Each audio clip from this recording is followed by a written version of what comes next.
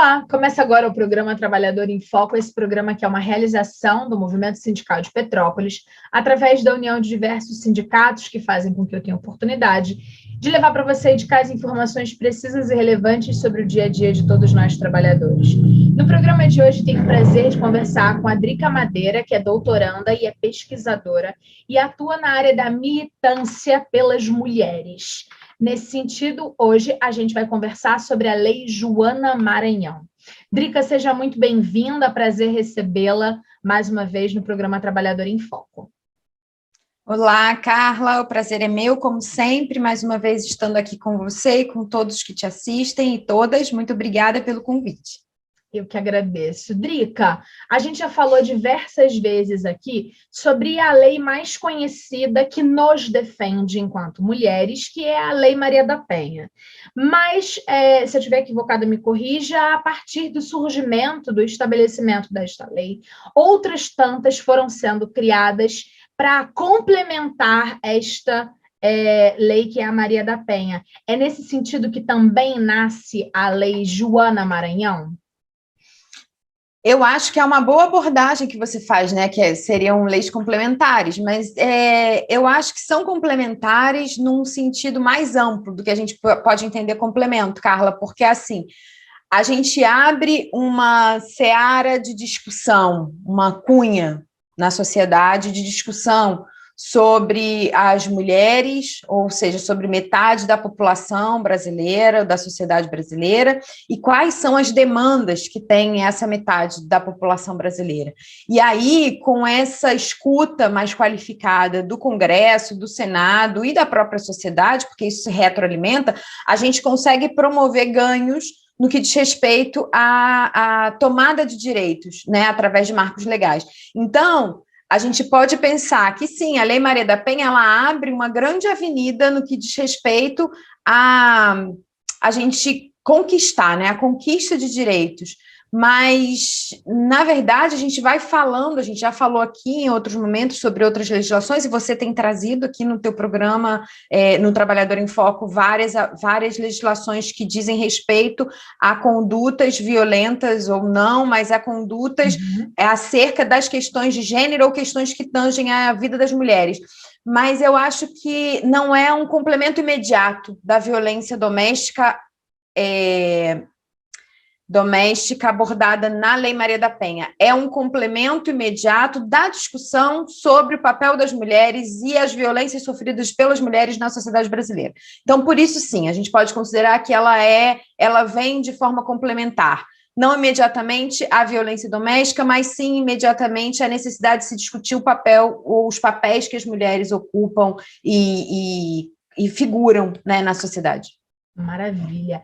De forma prática, afinal de contas, então, o que é a lei número 12.650 de 2012, que ficou conhecida como Lei Joana Maranhão?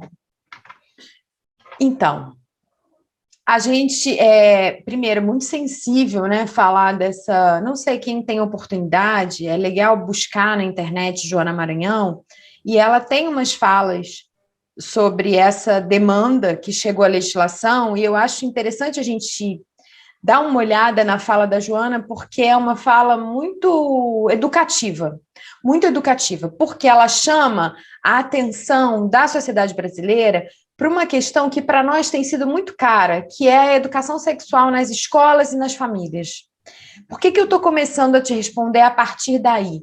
Porque a lei, ela vem acudir as mulheres ou as pessoas, se a gente puder ampliar um pouco o escopo do que ela atende, as pessoas crianças que foram sexualmente abusadas, que sofreram estupro, por assim dizer, eu digo estupro para ficar um entendimento melhor, não seria a forma jurídica, o juridiquês abordado pela lei, mas, enfim, as crianças que sofreram algum tipo de abuso sexual durante a sua infância, e aí a gente tem que fazer um entendimento de que a Joana, na fala dela, diz isso, né? O abuso sexual, ele está muito ligado à confiança Então, a criança, normalmente, ela vai ser abusada sexualmente de alguém próximo dela, né? Então, a gente está dizendo de familiares, e familiares, a gente está dizendo, de fato, pessoas com quem ela tem afinidade e confiança. A gente não está dizendo familiares, um tio que visita esporadicamente. Pode sim acontecer, mas não é disso que se trata. A gente está dizendo de um padrasto, de um pai.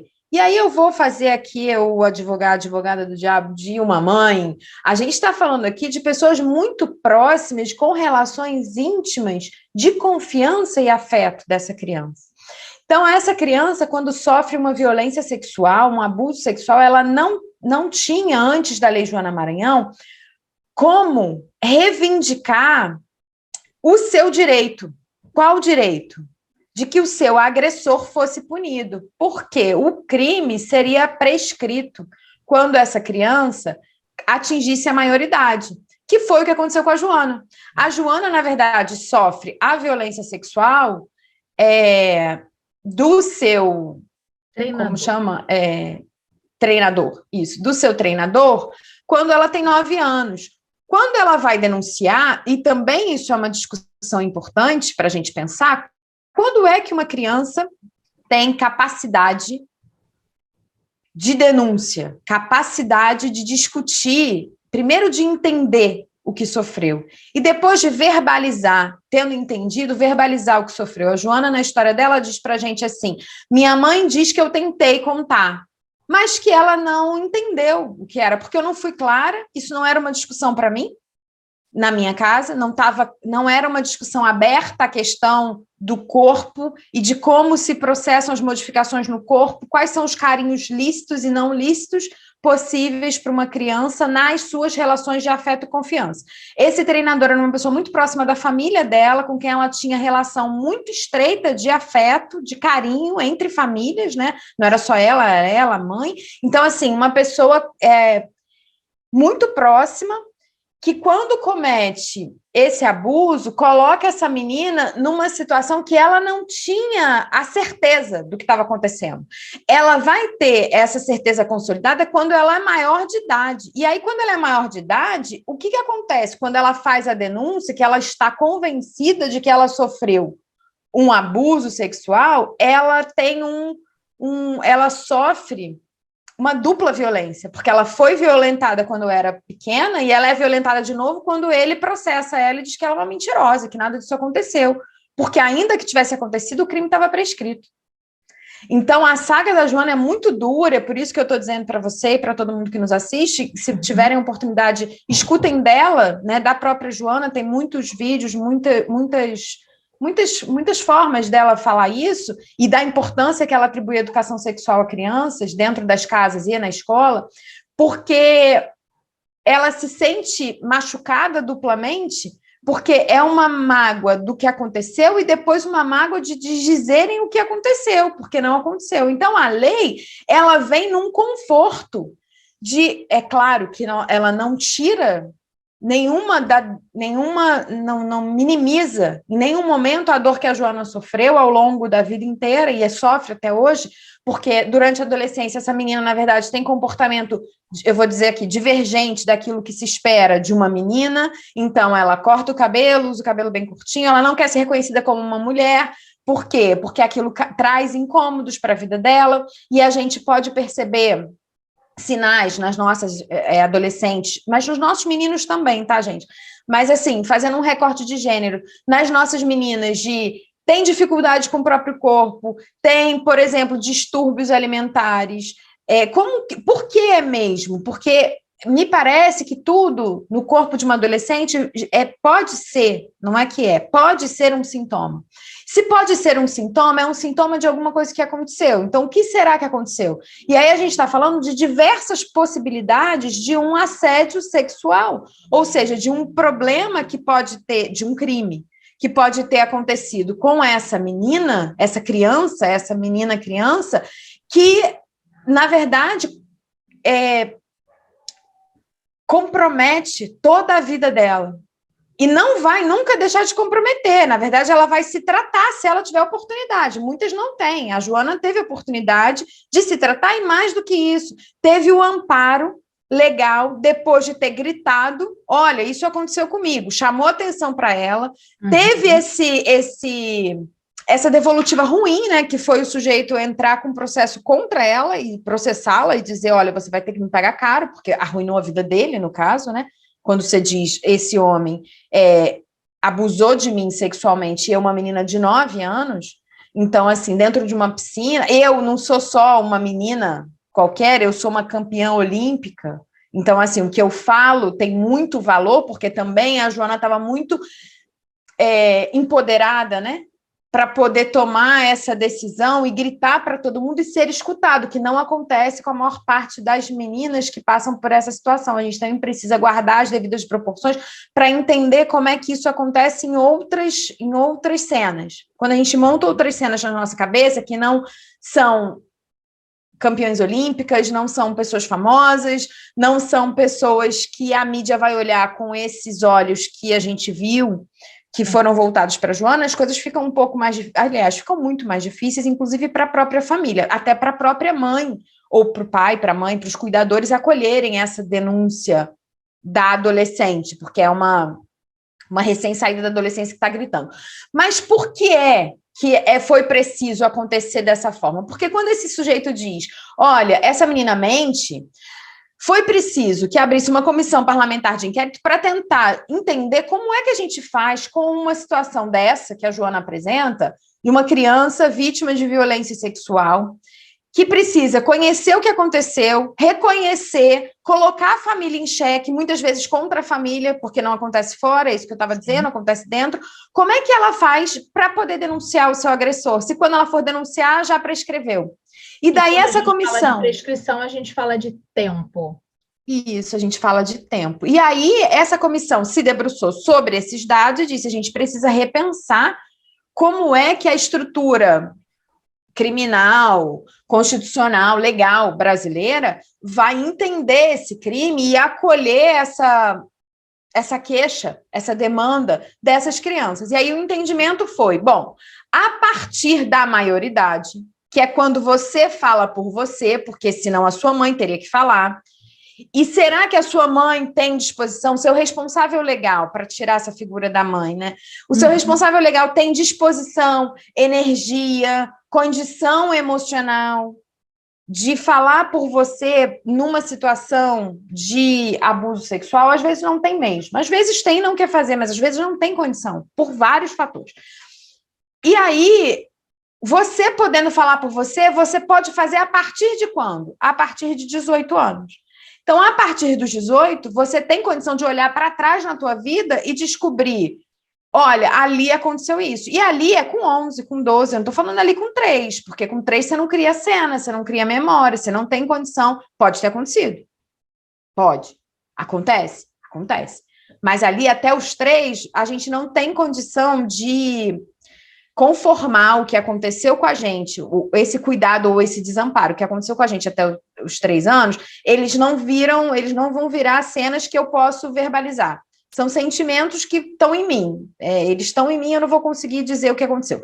Mas depois dos 3, eu começo a criar algumas cenas. E se eu tenho condição de criar essas cenas, e se a realidade que eu apontar para essas cenas criadas são realidades factíveis, eu tenho alguma capacidade de comprovação, mesmo que seja muito longe, mas a minha mãe vai lembrar, tem uma agenda da escola, eu falando, eu vou abrir a oportunidade de outras meninas que estudaram comigo e viveram aquela situação na escola falarem também. Então, essa prova testemunhal também é muito importante, porque não serei só eu, seremos muitas denunciando um único agressor, por exemplo. Então, assim, aos 18, eu já tenho condição de maduramente falar por mim. E aí eu tenho 20 anos para frente para poder reclamar um direito. Qual é o direito? De ser defendida pelo Estado brasileiro. Reclamar um direito. Qual é o direito? De não ter sofrido violência. Já que sofri, quero um reparo. Qual seria o reparo? A condenação, né, o julgamento desse que mal fez comigo. E eu tive que pagar isso com o meu próprio corpo. Que é importante que a gente pense que quando a gente reclama um direito, a gente não está reclamando só uma punição. A gente já falou isso aqui em outros momentos, Carla.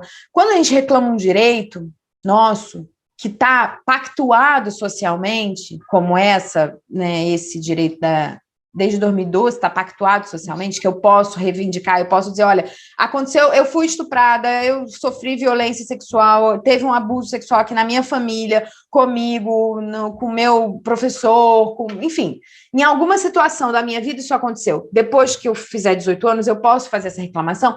Isso não necessariamente tem a ver com que eu esteja buscando a condenação do outro. Isso se trata muito mais de mim, é muito mais sobre o que aconteceu comigo.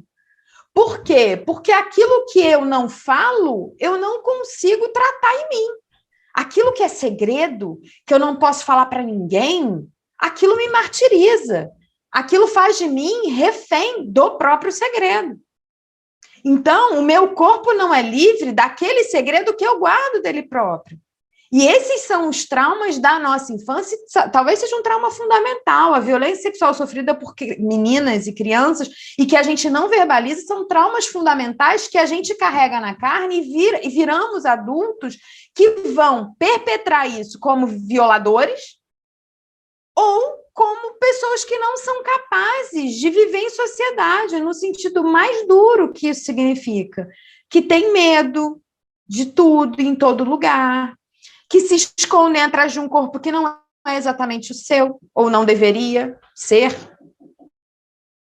Como ela mesmo diz, né? A Joana mesmo diz, eu tinha medo de ser uma menina, então eu não queria ver o meu peito crescer, eu não queria o meu cabelo comprido. E como é que eu faço para escamotear essas coisas todas? Então, você pode perceber uma questão de suicídio ou tentativa de suicídio, isso tudo, envolvimento com drogas. Essa situação toda de desamparo que a gente percebe nos nossos adolescentes, na verdade, elas são sintomas de alguma coisa que a gente não consegue verbalizar. Se a gente traz a questão do abuso sexual para o verbo, para o tratamento verbal, e se a gente diz, existe uma lei que você vai poder dizer que isso aconteceu um dia na sua vida, se não agora que você tem 15, se não agora que você tem 12, mas ali, logo ali quando você tiver 18, você está se preparando para chegar esse dia porque você não quer dizer para tua mãe, porque isso aconteceu dentro da tua casa, com teu padrasto, com teu avô, com teu tio, sei lá, com teu primo, não sei, não importa. Mas se você não quer que um adulto haja por você e você tem condição de segurar isso sozinho, saiba que essa legislação, na verdade, o que ela faz é proteger o seu direito de reclamar um direito. É isso. E ao proteger o direito de reclamar esse direito, ele te dá um prazo de 20 anos. Ou seja, todas as pessoas até os seus 38 anos vão poder, em algum momento, reclamar. E quando a gente está falando de 38 anos, eu tenho 38 anos. E aí, enquanto você estava falando, eu estava meio que fazendo a matemática na minha cabeça, assim, 18 anos, 38 anos. Parece que passa muito rápido, eu tenho a sensação que os meus 18 anos foram ontem, mas na verdade não foi ontem. É um tempo de amadurecimento, de percepção e que as coisas vão acontecendo. Agora, você acha que esse tempo é adequado, esse tempo é propício, esse tempo foi bem escolhido ou ele mesmo assim ainda é pequeno? Então, tem defensores, né, que o crime de estupro seja um crime imprescritível. Existem pessoas que defendem isso. Eu não tenho uma opinião formada, por incrível que pareça. Legal. O estupro, ele tem duas pautas no mundo das mulheres e no mundo do feminismo que me tocam muito profundamente. Uma é a questão do abuso sexual, da violência sexual, do estupro, em última instância. Então, sobre esse assunto, eu tenho muitas ressalvas.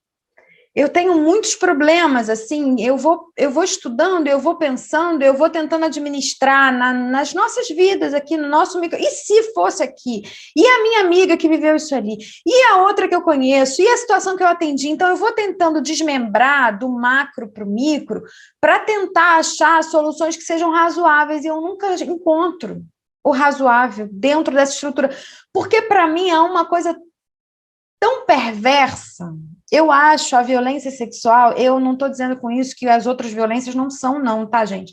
Eu acho que toda violência, em especial a violência contra a mulher, é muito perversa, porque é uma faceta da estrutura que a gente vive muito perversa, né? Porque ela se vale do outro ser o que ele é e que não pode ser mudado.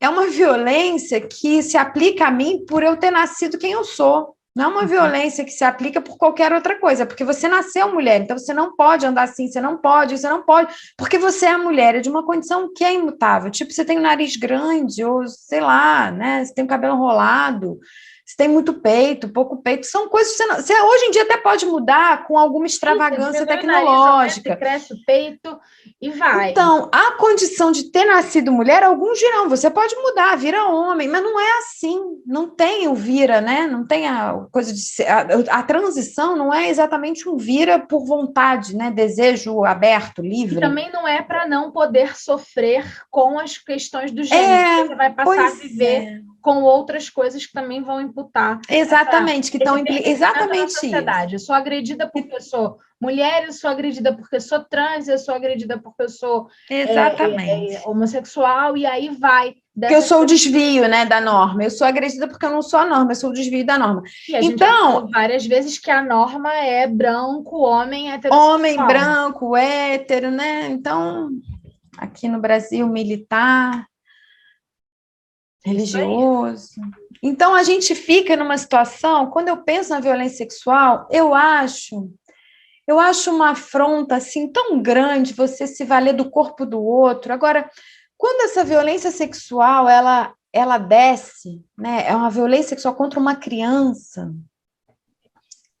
E assim, vamos entender com clareza e tranquilidade. A gente não está falando de jogos infantis, por exemplo. A gente não está falando de relação entre crianças, não. Do se conhecer, do se adaptar, né? Relações entre adolescentes, entre crianças, de brincadeiras infantis, não é isso, não. A gente está falando de violência, abuso, estupro. Então, a gente está falando de um grande com um pequeno, tá? Então, assim, é um sujeito que detém o poder, o conhecimento, o traquejo de ser humano já, contra alguém que não tem nem essa qualificação, não é nem considerado humano. Porque quando esse alguém pequeno diz, ele não tem o poder de dizer, ele não pode nem dizer, você fala que está mentindo. Para de falar isso é feio, você está falando mentira. Então, quando vem uma criança pequena, de 4, 5 anos, e fala, fulano disse que eu sou feia, cala a boca, você está falando mentira. Cicrano botou a mão na minha bunda. Cala a boca, menina, não pode botar a mão na bunda, você está falando mentira. Botou a mão na minha perereca. O que é isso? Você não está nem ouvindo. Porque a fala é tão ultrajante para você, adulto, que você prefere nem ouvir, você nem escutou o que a criança falou, você, de fato, você abafa. A criança, ela não é considerada um sujeito humano, um ser humano. Então, assim, é tipo, né, um ser não humano, ela é como um cachorro latindo, como... O que você faz quando o cachorro late tá te incomodar? Você fala, para de latir. Você não quer saber se ele quer sair para fazer xixi, se ele quer comer, você sabe que, eventualmente, ele vai latir para isso. Porque você já aprendeu, numa relação doméstica, você já aprendeu que quando ele late a determinada hora, o gato mia, o passarinho pia. A gente aprende, né? A gente tem um traquejo, a gente adulto, que tem faculdades mentais capazes de aprender a realidade concreta, a gente aprende como o mundo no nosso entorno funciona. Mas em se tratando de crianças, mesmo nós que temos faculdades amplamente desenvolvidas para aprender o mundo, não aprendemos, a gente tira o direito dessas pessoas pequenas se manifestarem. Então, a gente não dá a essas pessoas a oportunidade de dizerem, o que foi que você falou? Por que é que você está chorando? Me explica, eu não estou entendendo. O que você está chorando? Você imediatamente fala, cala. Cala que eu não posso ouvir. Cala porque você perturba. Então, se a criança machucou, seja caindo ou sendo estuprada, você vai dizer cala. Só que o sendo estuprada, ela não sabe o que é, né? Ela não sabe o que aconteceu, mas você sabe o que aconteceu, mas ela não sabe. Então, quando ela for te contar, para a gente adulta é tão dramático de ouvir que a gente não quer ouvir. Então, o estupro com menores, especialmente com crianças, ele é uma coisa tão dura, né? Para a gente adulto, é tão duro de escutar, de imaginar, de tentar entender que existem pessoas humanas adultas que têm isso como uma prática, né? Que têm uma vontade, que é tão duro pensar nessa forma de viver, né? Que existem pessoas como eu, como você, tem 2 braços, 2 pernas, ou não tem braço e perna, mas tem um fetiche nesse negócio de ter uma criança, eu quero ali ter uma relação sexual com uma criança. Para mim, isso é tão fora da minha ordem civilizatória, minha mesmo, me dói muito. Então, eu não sei se 20 anos é suficiente. Talvez eu seja das pessoas que acreditam que devia ser para sempre. Que qualquer adulto, que a qualquer tempo se lembre que aconteceu com ele alguma coisa da ordem do inominável, que não podia ter acontecido, que ele tenha a oportunidade de dizer aconteceu, que ele seja acolhido pelo Estado brasileiro de alguma maneira. E eu não estou dizendo com isso que todo mundo que praticou um ato criminoso contra uma criança e adolescente, em algum momento da vida, tenha que ser culpabilizado em termos duríssimos da lei, que vai ficar eternamente preso. Não é disso que se trata, mas eu acho que se a gente verbalizar isso mais, se a gente falar isso mais, se nas escolas a gente discutir isso, se nas casas a gente discutir isso, talvez isso não aconteça até por medo desses adultos, de falarem, cara, essa pessoa pode se lembrar em algum momento, então eu não vou fazer. Então eu acho que talvez, em última instância, se nada funcionar, talvez funcione essa política do medo. E um outro assunto que me toca profundamente, que eu também não tenho convicções muito formadas, um dia a gente pode falar mais sobre isso em outro programa, seria a prostituição. Eu acho que a prostituição é uma questão também para a gente pensar, né? É um tema que eu gosto. É um tema que eu estudei um pouquinho, mas estudei um pouquinho, e é um tema que me movimenta também, a respeito do direito da liberdade, do pode ou não pode. Drica, a gente já estourou o tempo, foi um prazer conversar com você, para variar, e a gente termina, eu acho que de uma forma muito prática. Existe uma lei que faz com que quem sofreu assédio sexual na infância, após os 18 anos, tem 20 anos para poder, por conta própria, cobrar os seus direitos. É isso, não é? É isso. E aí você precisa mobilizar os seus próprios esforços. Não dá para botar para sempre a culpa no outro. Porque tem isso, né, Carla? A gente fica, às vezes, uma vida inteira dizendo, fizeram de mim isso, que eu sou. E eu acho que a Lei Joana Maranhão dá para a gente a oportunidade de dizer, não, fizeram isso de mim, agora eu posso me reestabelecer de outra maneira, eu posso pensar o que eu quero fazer a partir disso que supostamente fizeram de mim. Então, eu acho que é uma lei muito positiva nesses termos. Ela traz para a cena essa discussão de que eu sou um sujeito de agência, né? Que as mulheres têm agência sobre aquilo que elas são, apesar do que elas viveram. Perfeito. Obrigada, foi um imenso prazer, como sempre. Obrigada a você de casa que ficou com a gente volta em breve com um novo programa Trabalhador em Foco aqui na grade da TV Petrópolis. Um abraço grande e até lá. Tchau, tchau.